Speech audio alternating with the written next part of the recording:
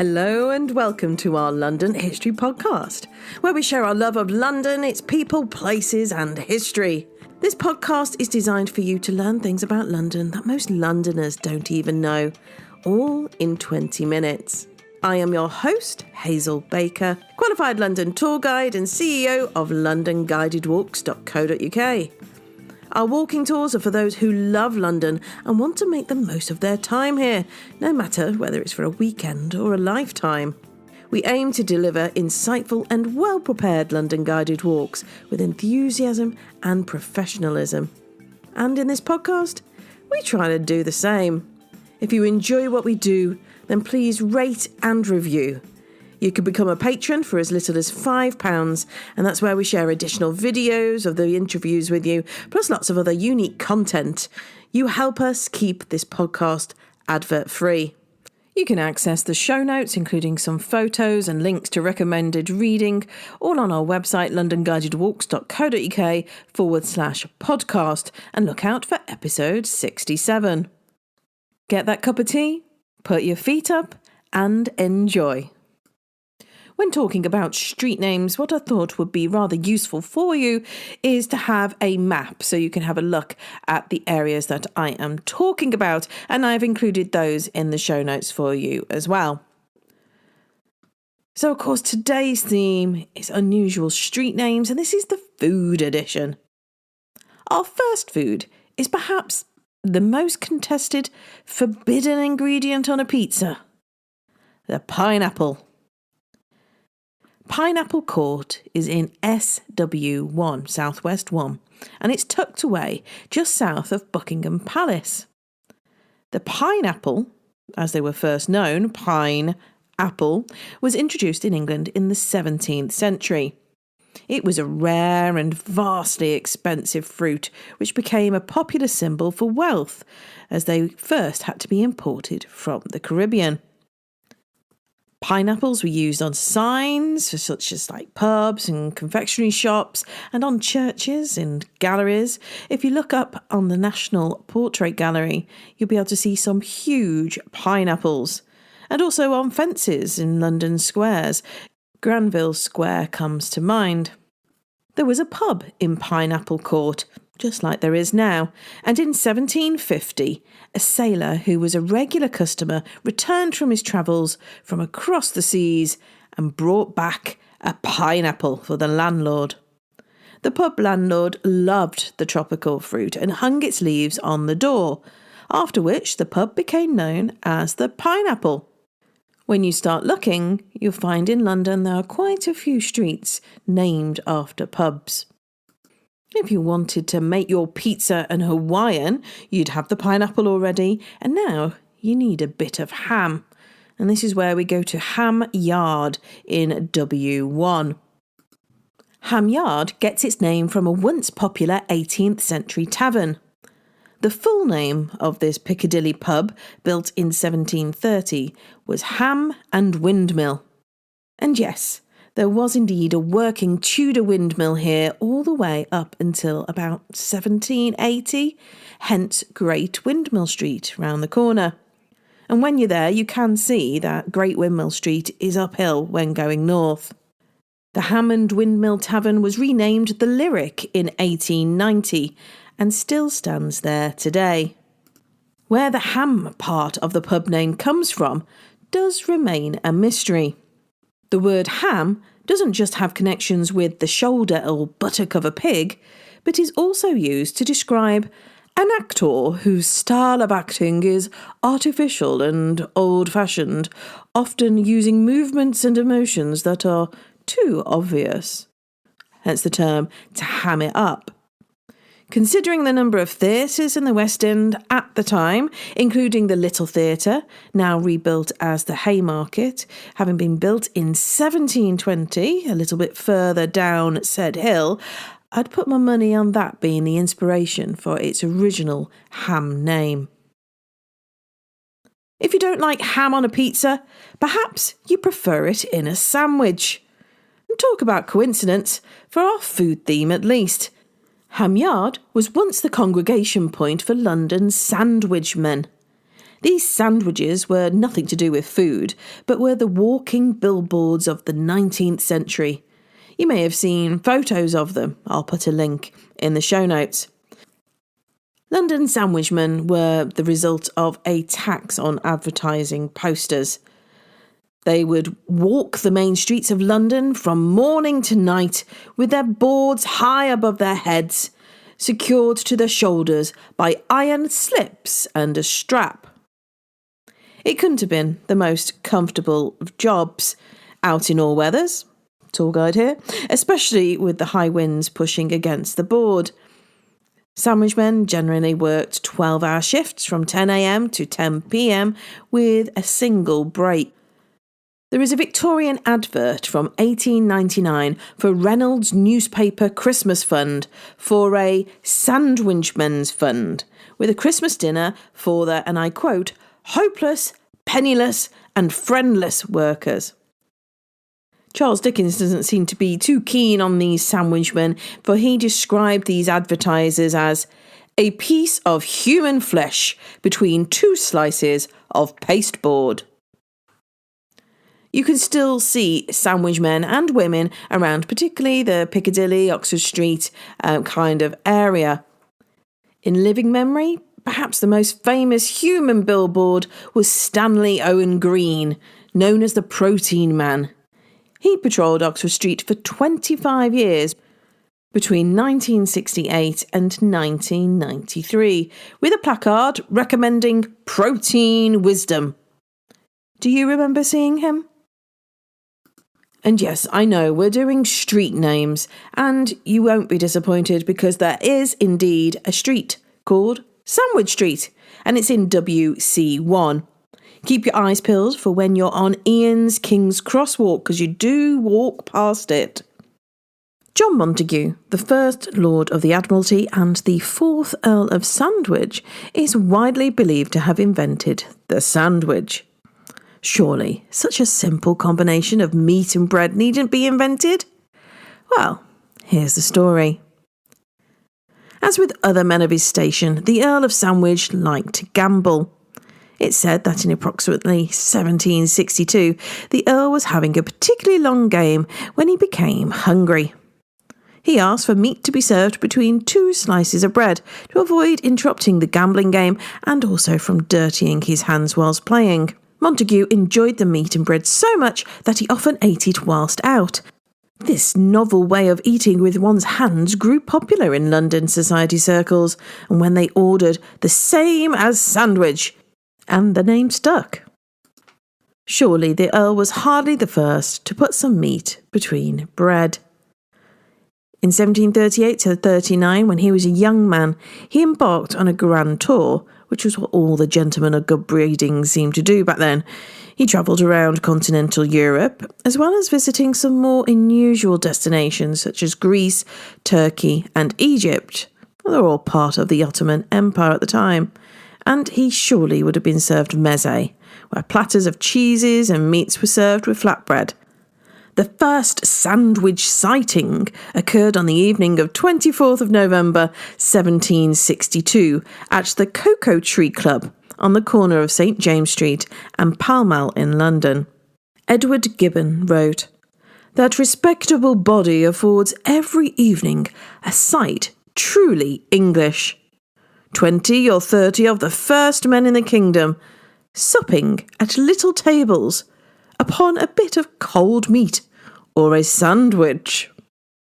The sandwich is a food of convenience, taking us an average 3.5 minutes to eat it. And that went against the more sociable way of slow eating in the 18th century. At the time, English high society had their main meal of the day at around 4 p.m. This clashed with the Earl's duties at the Admiralty. Perhaps he came up with a beef sandwich as a way of eating at his desk and working, I think we were all familiar with that, and then continued his new convenience at the card table. The sandwich industry, pre-COVID, was worth £8 billion a year in the UK. The building of Sandwich Street began 20 years after the death of our John Montagu, the fourth Earl of Sandwich. The first house was built in 1812 and by the end of 1824, the street had 48 four-storey terraced houses. But why the name Sandwich Street? I'm sad to say it's nothing to do with our Earl of Sandwich.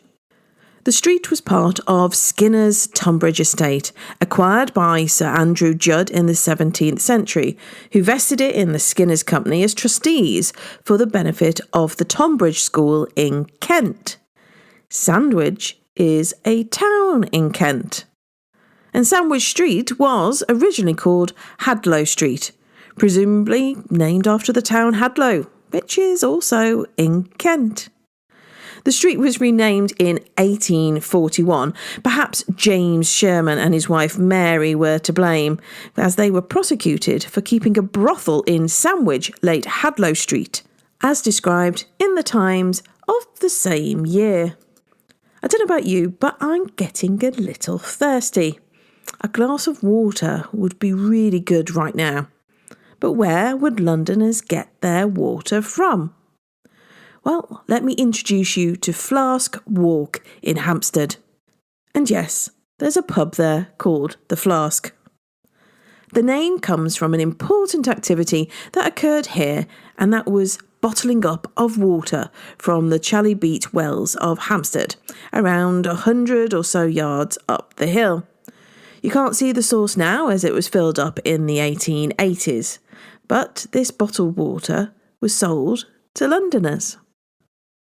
The trustees of Chalybeat Waters posted an advertisement in the Postman of April 1700.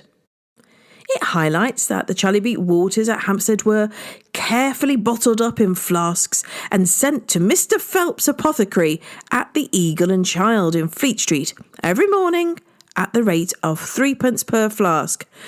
And if any person desires to have them brought to their own houses, they'll be conveyed to them upon their leaving a note to Mr. Phelps aforesaid at a penny more. Great efforts was taken by the apothecary to ensure that the flasks were untampered and not counterfeit. He sealed the flasks using a sealed ticket of Wolf Rampant with 7 crosslets. Goodness. Recycling was a natural part of the service, for the advert continues. Note: the messengers that come for the waters must take care to return the flasks daily. When visiting a restaurant, you might be served an orange at the end of your meal. And yes, we do have some orange-related streets in London. First up, Orange Street. Orange Street is just south of Leicester Square in the West End. Building work began in the 1670s and it was completed 20 years later. There were several mews in the area, part of the Great Mews complex, and I'll link to the 1796 plan that the British Library has. Where Orange Street is now would have been Green Mews, but just north of Green Mews, on the plan, is an Orange Court. Orange Street could be named after William III, also known as William of Orange, grandson of Charles I, who became joint monarch with his wife Mary in 1689. So we are in the right date range.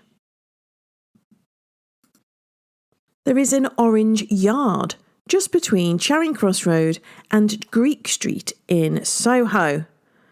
But why the name Orange Yard? Your guess is as good as mine. Strangely, Orange Yard seems to have been left off many a list. I can find little mention of it. Perhaps it was where the teenage Nell Gwynn bought her oranges to sell at the King's Theatre. Perhaps it's something to do with the Duke of Monmouth, whose property has been close by in Soho Square. Who knows? If you do, please leave us a voicemail via the website londonguidedwalks.co.uk. What I do know is that Mrs. Mary Delaney lived in Rose Street, which is now Minette Street, which Orange Yard feeds off, and she lived there with her first husband in 1721-22, and she considered it, and I quote, a very unpleasant part of the town. So, let's leave it there for now.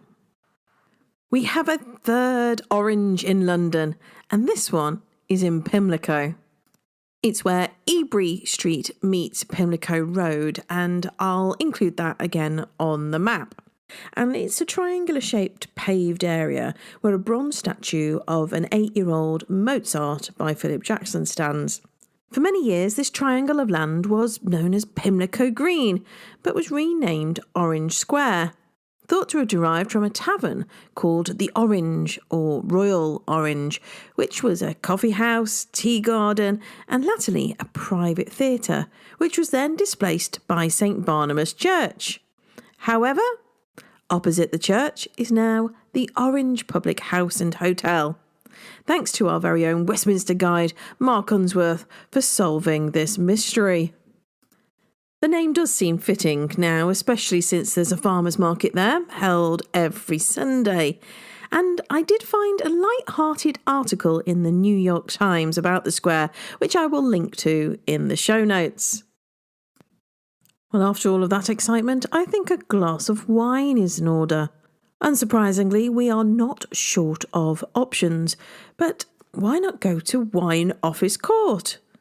Yes, I think you can guess why this small court in the City of London is so named. It was from buildings in the alley that licences to sell wine were once granted, all the way up to 1665. It's just off Fleet Street, and you go up and you'll see the Cheshire Cheese pub, and then it takes a right at Gunpowder Square. And if you wander up, you'll notice a sign that says this: Voltaire came and says tradition, Congreve and Pope. Dr. Johnson lived in Gough Square, end of the court on the left, and finished his great dictionary there in 1755. Oliver Goldsmith lived at number 6, where he wrote The Vicar of Wakefield, and Johnson saved him from eviction by selling the book for him. Here came Johnson's friends, Reynolds, Gibbon, Garrick, Dr. Burney, Boswell and others of his circle. In the 19th century came Carlyle, Macaulay, Tennyson, Dickens, who mentions the court in A Tale of Two Cities, Forster, Hood, Thackeray, Cruikshank, Leach and Wilkie Collins. More recently came Mark Twain, Theodore Roosevelt, Conan Doyle, Beerbohm, Chesterton, Dawson, Le Gallienne, Symonds, and a host of others in search of Dr. Johnson, or the cheese. If you go to Wine Office Court, then look up on the left, and in the red bricked modern building, you'll see on the first floor some stone reliefs highlighting the alleyway's forgotten trade, including depicting tools used by the vintners. Wine Office Court was first documented in the John Ogleby map of 1676. Ogleby owned a shop on Wine Office Court, at the bit on the right of Gunpowder Court. Ye Old Cheshire Cheese was built immediately after the Great Fire of London, directly onto the site of previous taverns. Amazingly, it's seen the reign of 15 monarchs, and you'll see that from a list outside the pub. I have deliberately left streets named after foods in the City of London out of this week's episode, for I do believe they warrant an episode of their own at some point in the future. So we shall head back into the West End to Grape Street, just off Shaftesbury Avenue. I'll put that on the map. And Grape Street was once known as Vine Street. Its name derived from a house called Le Vine, which belonged to the leper hospital of St Giles in the Field. The Church of St Giles in the Field started as a chapel of the parish of Holborn, attached to a monastery, and leper hospital founded by Matilda of Scotland, the wife of Henry I. And you can hear more about leper houses in London with Ian McDermid in episode 48. And it's likely that here on Grape Street that a vineyard once stood on the spot, as the area was particularly fertile, and the vines are mentioned in the Domesday Book. You may be surprised to learn that there were once many vineyards in London, and many vine streets in London too, and there was also once a Grape Street in the parish of St Pancras. You may think the idea of English-grown wine is a little strange, but vines have been grown in England since the Roman times. There was once a vine street off Piccadilly, which changed its name to Piccadilly Place in the 1940s. The name Vine Street seems to derive from the 18th century Vine public house. The street is formerly best known for its police station, which came to an existence with the creation of the Met Police in 1829. There's also Vine Street in the City of London near Fenchurch Street and a vineyard in Southwark. Needless to say, food and drink have helped keep some of London's history from disappearing. If you're into food, and let's admit it, who isn't, then you'll enjoy episode 34, London's Old Shops, Food and Drink. Don't forget to rate this podcast, and it'll be lovely to read your reviews. Until next time.